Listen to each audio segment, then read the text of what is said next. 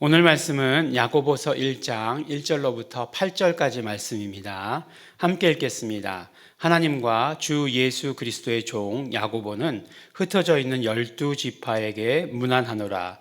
내 형제들아, 너희가 여러 가지 시험을 만나거든 온전히 기쁘게 여기라. 이는 너희 믿음의 시련이 인내를 만들어내는 줄 너희가 알미라. 인내를 온전히 이루라. 이는 너희로 온전하고 구비하여 조금도 부족함이 없게 하려 함이라. 너희 중에 누구든지 지혜가 부족하거든 모든 사람에게 후히 주시고 꾸짖지 아니하시는 하나님께 구하라. 그리하면 주시리라. 오직 믿음으로 구하고 조금도 의심하지 말라. 의심하는 자는 마치 바람에 밀려 요동하는 바다 물결 같으니 이런 사람은 무엇이든지 주께 얻기를 생각하지 말라. 두 마음을 품어 모든 일에 정함이 없는 자로다. 아멘. 네, 오늘부터 우리 야고보서 말씀을 가지고 우리 새벽기도 말씀을 나누도록 하겠습니다. 야고보서, 네, 야고보서 그러면 야고보가 쓴 그런 글이다, 편지다라고 하는 사실을 우리 압니다. 그런데 이제 성경에는 야고보가 참 많이 나옵니다. 그래서 이 야고보가 누구 야고보냐라고 이렇게 생각하는 그것부터 이제 우리가 결정을 해야 됩니다. 뭐 우리가 결정을 하는 건 아니고요. 이제 이런 것들은 학자들이 다 연구해서 그 야고보가 이 야고보일 가능성이 제일 크다라고 하는 것으로, 네, 학문 세계에 있어서는 이 야고보는 누굽니다라고 이렇게 얘기하지 않아요. 네, 이 야고보일 가능성이 제일 크다라고 이렇게 이야기하는 거죠. 우리가 언뜻 알기로도 야고보라고 하는 이름은 우리 예수님의 제자 가운데서도 들어보았어요. 예수님의 제자 가운데서도 알페오의 아들 야고보가 있고 세베대의 아들들이라고 해가지고 세베대의 아들 야고보가 있죠. 세베대의 아들은 야고보와 또 누가 있죠? 요한이 있지 않습니까? 그리고 이제 또 알페오의 아들 야고보는 작은 야고보다라고 이렇게 얘기해가지고 벌써 예수님의 제자 중에서도 둘이나 있어요. 근데 이제 그 제자들을 생각해 봤을 때 작은 야고보의 일은 거의 성경에서 나타나고 있지 않아요. 그러니까 큰 야고보, 이제 세베대의 아들 야고보의 얘기인데, 세베대의 아들 야고보는 우리가 잘 아는 대로 제일 먼저 순교했어요. 제자들 중에서. 그렇지 않습니까?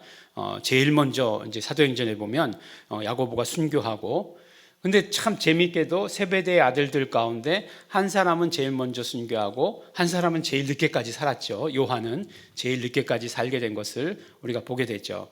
그러니까 일단 제일 먼저 죽고 또 그 다음에 성경에서 기록이 미미한 야고보는 아니다 라고 이렇게 생각을 하게 되는 거죠. 그러면 또 어떤 야고보가 있냐?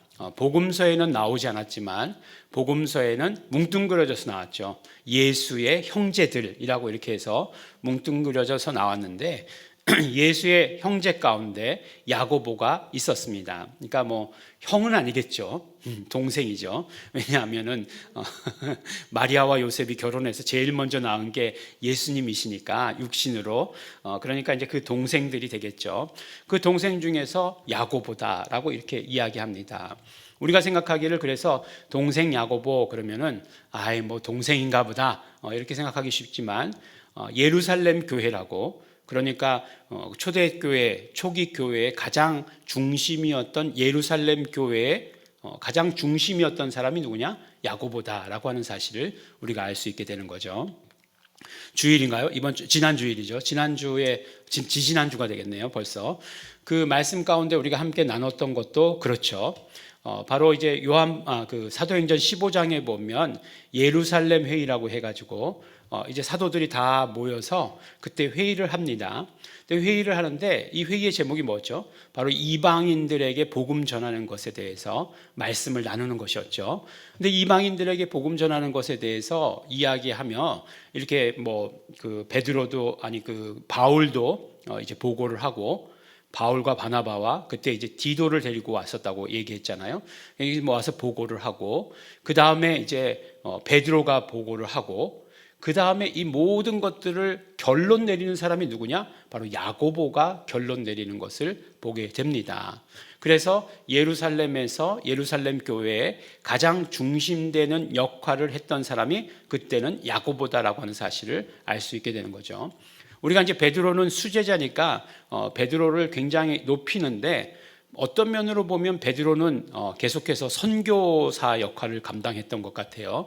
그래서 야고보가 어떤 교회의 중심을 잡고 있었다면 베드로는 계속해서 이렇게 나가서 복음 전하는 것을 보게 되죠. 그래서 우리가 예전엔 이런 영화도 많았는데 요새는 없는 그런 영화들, 쿠어바디스 뭐 이런 것들 있지 않습니까? 그런 영화에 보면 베드로가 이제 나가서 복음 전하다가 어떻게까지 순교하는지까지가 나와 있는 뭐 그런 영화들 보게 되는데, 바로 예루살렘 교회의 중심은 야고보였어요. 그래서 이 야고보 선지자가 어떻게 얘기했죠? 아모스 선지자의 말을 인용해서 이야기하지 않았습니까? 그래서 하나님께서 계속해서 말씀하셨다. 이방인들, 그러니까 그냥 이방인들에게 복음이 전해진다, 이방인들에게 성령이 임하신다, 그렇게 얘기하지 아니하고 바로 하나님의 이름을 부를 이방인들, 그렇게 택하신다, 이렇게 얘기하셨고, 그것이 바로 누구냐? 바로 예수 그리스도께서 그 그리스도를 보내셔서 하신 일이다라고 이렇게 말씀 나누었습니다. 아마도 이런 그 말씀에 대해서는 아무에게도 듣지 못하셨을 거예요.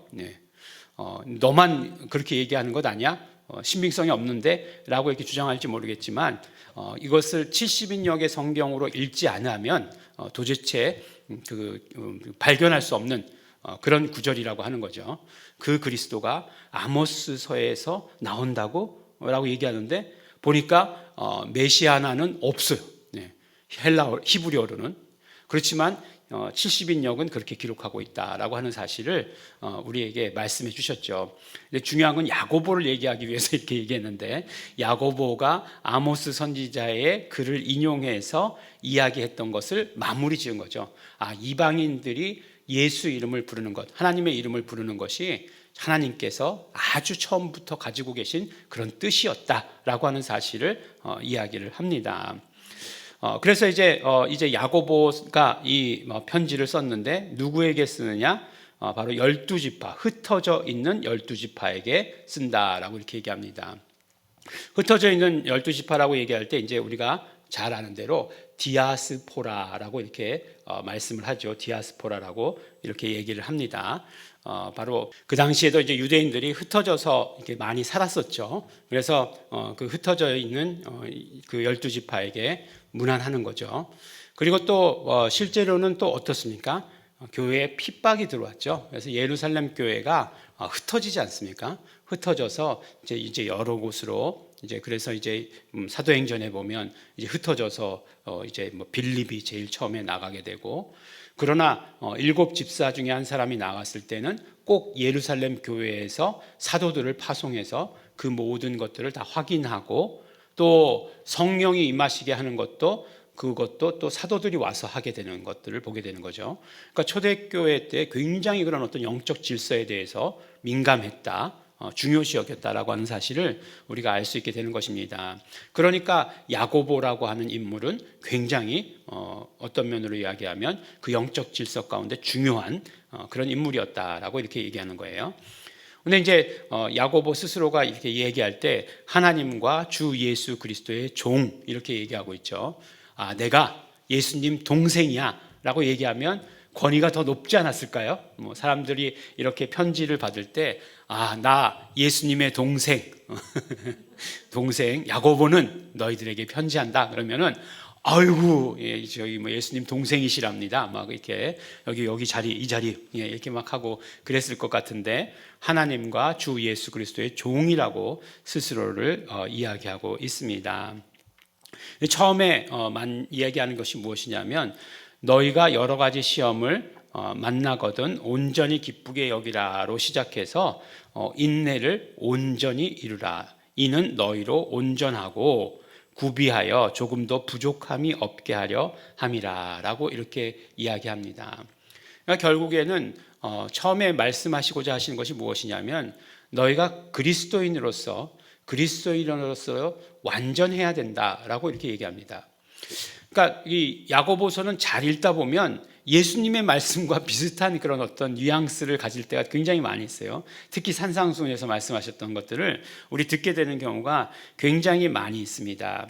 그래서 보면 뭐 그리스도의 완전함이라고 이렇게 얘기할, 그리스도인의 완전함이라고 얘기할 때 마태복음 우리가 그 산상수훈 5장 28절에서 보면 하늘에 계신 너희 아버지의 온전하신 것 같이 너희도 온전하라 라고 하시는 그런 말씀이 있지 않습니까?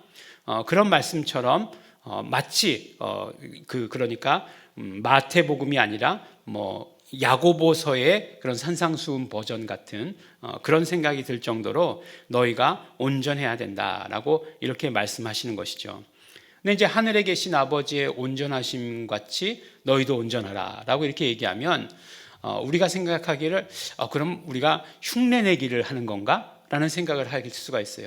근데 이건 흉내내기에 대한 문제가 아니죠. 왜냐하면 차원이 너무 다르잖아요. 예, 차원이 너무 달라요.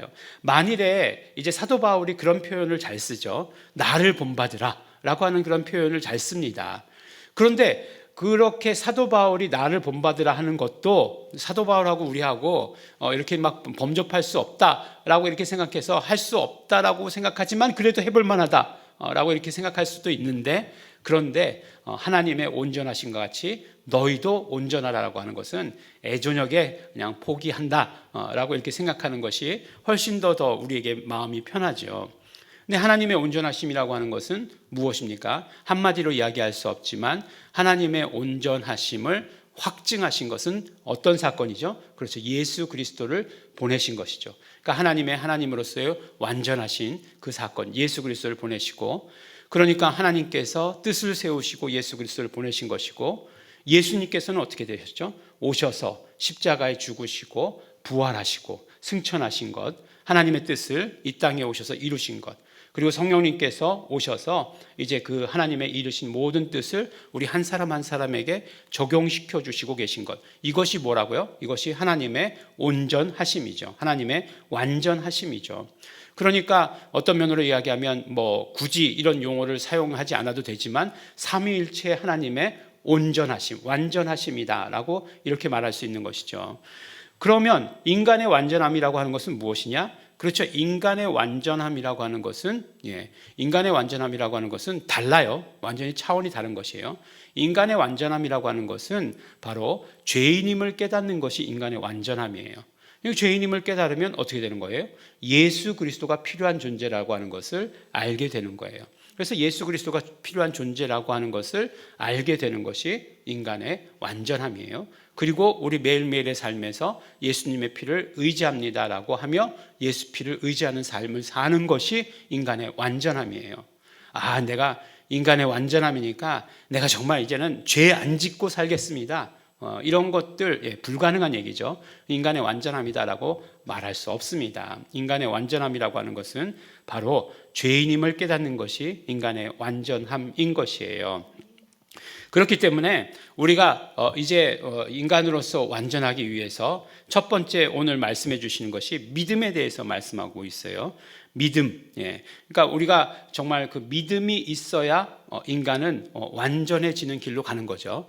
제일 첫 번째 인간으로서 완전하게 가는 길은 바로 예수의 피가 나의 죄를 용서한다라고 하는 그 믿음이죠. 그 믿음을 가져야 되는 거죠. 그리고 그 믿음이라고 하는 것은 그냥 한 번만 이렇게 단순히 믿는 것이 아니죠. 믿음이 꼭 같이 가야 되는 것은 인내죠. 인내가 함께 있어야 그게 믿음으로서의 가치가 있는 거죠. 막 그냥 내가 한번 확 그냥 불타올랐어. 그리고 끝이야. 그러면 그걸 믿음이라고 이야기하지 않습니다. 그런 어떤 용기는 있을지 몰라도 믿음이라고 하는 것은 그렇게 한순간이 아니라 믿음이라고 하는 것은 인내처럼 이렇게 같이 함께 가야 되는 것이죠. 그래서 보면 믿음이라고 하는 것은 어떤 면으로 이야기하면 우리가 계속해서 그릇을 넓혀가는 것이다 라고 이렇게 이야기하면 돼요. 믿음이라고 하는 것은 결국 무엇이냐면 하나님의 축복, 하나님의 은혜를 받아가는 그릇이에요. 그 그릇을 넓혀가는 것이다 라고 이렇게 생각하면 됩니다. 근데 예전에 그런 예를 든 적이 있죠. 엘리사가 이제 그 기름을 계속해서 그 과부에게 기름이 이제 쏟아지게 계속해서 나오게 할 때 어떻게 합니까? 그릇을 예비하라고 얘기하잖아요. 근데 그 그릇을 예비한 만큼 기름이 계속해서 나오지 않았습니까? 그것과 마찬가지로 우리의 믿음이라고 하는 것, 하나님의 축복을 받아가는 그런 그릇과 같은 것이에요. 그것을 많이 가지면 가질수록 하나님께서 주시는 은혜가 더 크게 되는 것이에요. 어떤 면으로 보면 믿음의 시견이라고 하는 것은 이러한 그릇을 넓혀가는 과정이다라고 이렇게 생각하시면 되죠. 그래서 그런 어떤 그것을 넓혀가면 넓혀갈수록 그러면 우리가 하나님께서 주시는 축복을 더 많이 받아 갖는 자들이 되는 것이죠. 그리고 나서 이 믿음의 시련이 결국에는 또 인내를 계속해서 이루어 가야 되는 거죠. 그러니까 성경에서 말씀하고 있는 어떤 믿음, 이런 모든 그런 개념들은 한 번만 있는 것이 아니라 계속되어야 된다는 것을 그 전제로 하고 있어요. 그러니까 계속되는 것에 전제를 하고 있기 때문에 계속되는 것을 뭐라고 표현하느냐? 인내라고 표현하는 것이죠. 그래서 인내가 필요한 것입니다. 그 다음에 이제 그런 어떤 믿음과 인내가 결국에는 무엇을 만들어내느냐? 지혜를 만들어내는 거죠. 근데 지혜라고 하는 것은 나중에 야고보서에 보면 알겠지만 이 지혜라고 하는 것은 유대인들에게 있어서 굉장히 중요한 개념이었어요. 무엇이었냐면 바로 지혜 그러면은 그냥 단순히 우리가 그냥 뭐 지혜, 아는 지혜 그것이 아니라 예수님을 지혜라고 생각했던 것이에요. 예수님을 예표하는 것일 수 있었어요. 그 다음에 이제 나중에 야고보서에서 말씀하겠지만 결국 지혜는 성령님을 의미하는 그런 것이 될 수도 있습니다. 그래서 결국에는 우리의 믿음, 인내, 그 다음에 성령님께 의지하는 것, 지식이 아닌 지혜를 통해서 온전히 우리가 크리스찬으로서 완전한 사람이 된다라고 하는 사실을 우리에게 말씀해 주시고 계십니다. 누구든지 지혜가 부족하거든 모든 사람에게 후히 주시고 꾸짖지 아니하시는 하나님께 구하라. 그리하면 주시리라. 사람들은 지혜가 부족하면 막 윽박지르기도 하고 왜 이렇게 생각을 못해내? 라고 할지도 모르겠지만 우리 하나님께서는 그러지 않으신다라고 하시니 이 말씀에 은혜 받으시고 우리 정말 후히 주시고 꾸짖지 아니하시는 하나님께 우리 지혜를 마음껏 구하시기 바라겠습니다. 네, 마치 예수님께서 말씀하신 것 같이 말씀하시는 우리 야고보서의 말씀을 우리가 듣습니다. 야고보는 처음에 말씀드리지 않았지만 낙타무릎이라고 하는 그런 별명을 가지고 있었대요. 왜 낙타무릎인가? 그가 하도 무릎 꿇고 앉아서 기도했기 때문이다 라고 이렇게 말씀하고 있습니다.